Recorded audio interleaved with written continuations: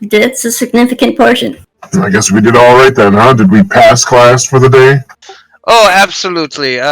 Take the rest of the day off, even though you don't have any more classes. My full permission to do whatever you want. Alright, my first thing, where am I going to find more of those health potions at? Can we just, get them somewhere? You can gather the ingredients and try and contact your Never mind.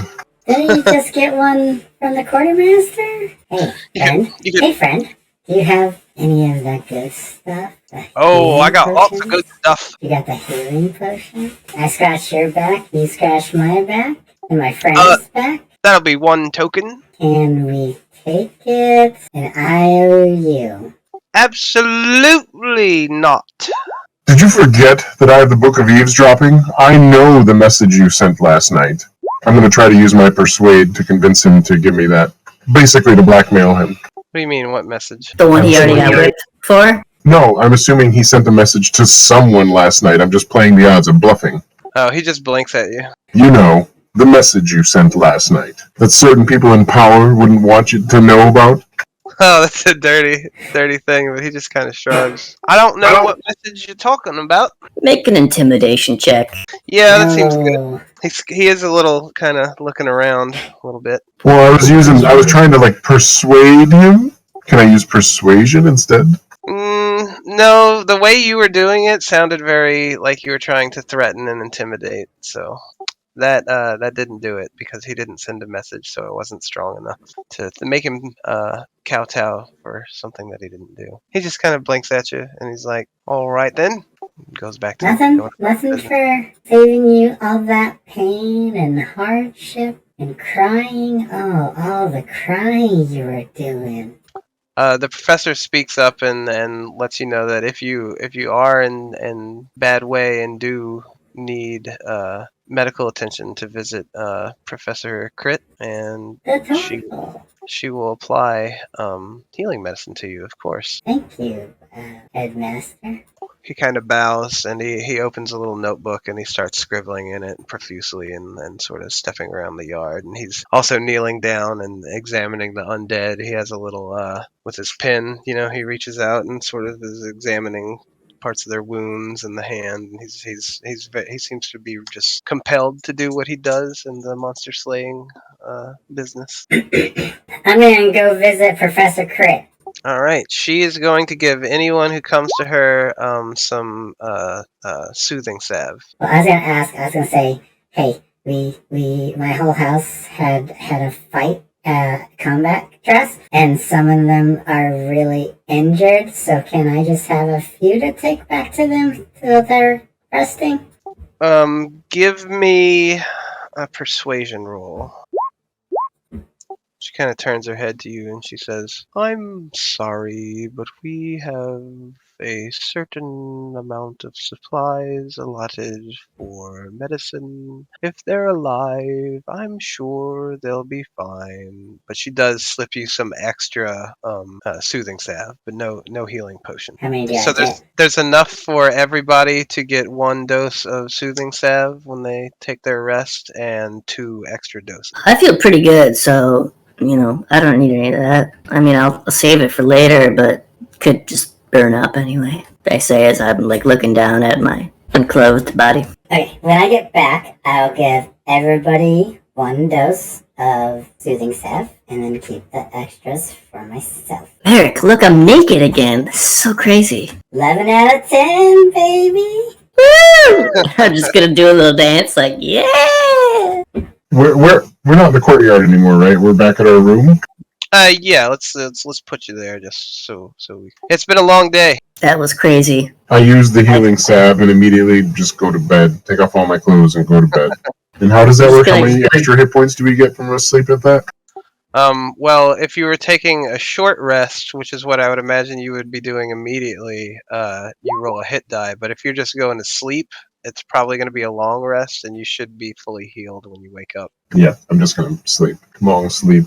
The big sleep. Yeah, I was pretty hurt too, so I'd probably go to bed. All right. It's about that's understandable because of what you guys just went through, but it's about 2:30 in the afternoon, but I believe anyone who like actually went down is probably worth taking it easy for at least the rest of the evening.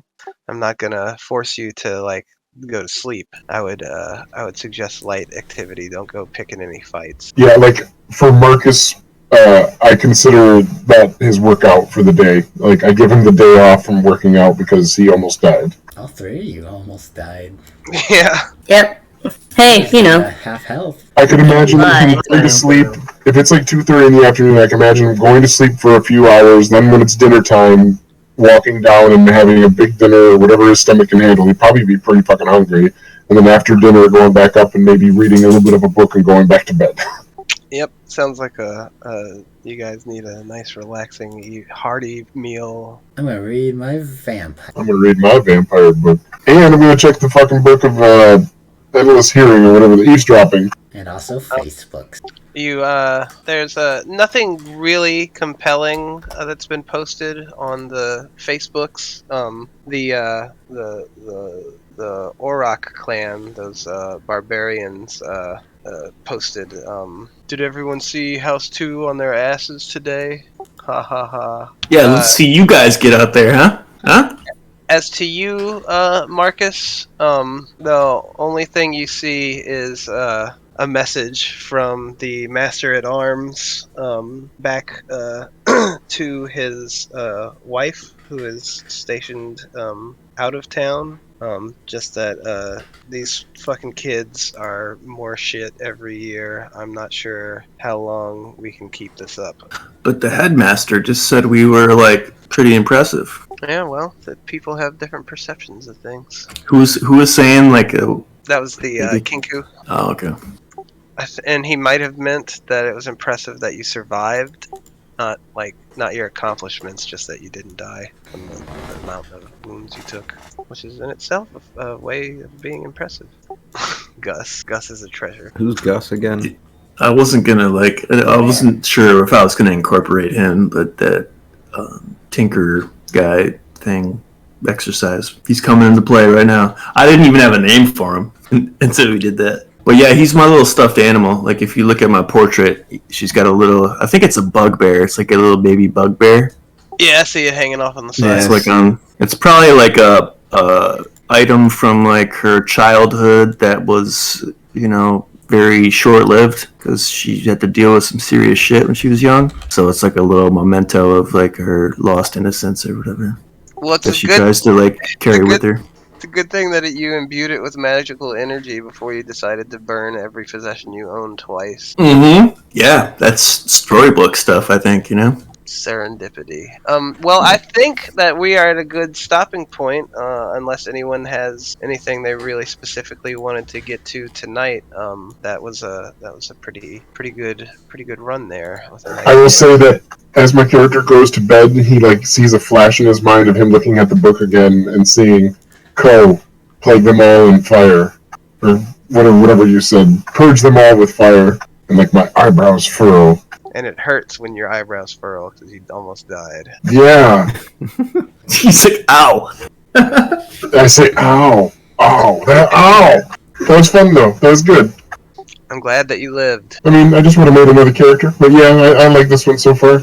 I'm surprised that the comedy in this dynamic is expected from Mert, but every time comedy comes from Marcus, it's unexpected, and that makes it just as powerful, I think. He's like a pseudo foil within the group almost, so it works out pretty well. Yeah, his role, that critical one was a gift to your GM, so thank you for that. Which one was that on? When your potion blew up in your Oh yeah, it blew up in my fucking face. very first attempt, critical failure. I mean, you were getting some shitty rolls early on, like during the classes. I'm just so thankful that my character, like, maybe it's a little out of character for him, but he was kind of like somewhat humble going up. Like, oh, I don't really know how to do this, so I'll give it a try. So the fact that it blew up, it was okay, but it would have been funnier if he was like, "Shh, that looks easy," or something like that. Then. Yeah, that's kind of what made me laugh the most about it, is that you're like, well, here goes nothing. It just blows up and I'm just staring at the empty space. Okay then. Oh shit, do I still have my voice change on? Yeah. Mine turned off, right? Co and Marcus, though, you guys are pretty formidable in combat, it seems. As long as I have the right weapon, and I'm trying to learn that cantrip to make sure that I can always at least have the weapon for a little bit if I need it. And Co gets 2 attacks. The fucking Cadris can fly, which is insanely helpful. So broken. You guys dealt a lot of damage. It is. It's a little broken, but hey. But we're really fragile right now still. I mean, I don't know That's about y'all, kinda but I don't have a whole lot of hit yeah. points, so... Once I realized that those zombies had more hit points than us, I was like, this could be a TPK almost, you know? Like, if any one of us... Like, if we got into a fight, like, if Co and I fought, it would just be like the first round somebody would die, probably. It wouldn't go longer than 2 rounds. Yeah, probably. We do much more damage than we can take. Yeah, we do much That's more true. damage than we can take. We don't have a tank in our party. We have DPS and a healer DPS type person. I'm a support role. So check this out. Oh, never mind. Well, Yeah, I was thinking about mage armor differently, but it takes, you get 13 plus your dex mod, so I don't even think that's better for Co. I was thinking it was like your actual dexterity score plus. Yeah, no. The reason my armor class is what it is because my dex and wisdom modifier go towards it. Oh, nice. As long as he's not wearing armor. Yeah, as long as I'm unarmored, yep. Well, thanks for episode 2. I am going to give... I think everybody earned themselves a point of inspiration for the good roleplay. Co keeping up with his training, Marcus staying pompous even when things are exploding in his face, Mert with the double whammy clothes burning. How could it happen? I don't know, but it did. And It's wild magic, baby. and Merrick with his just adorable innocent bird.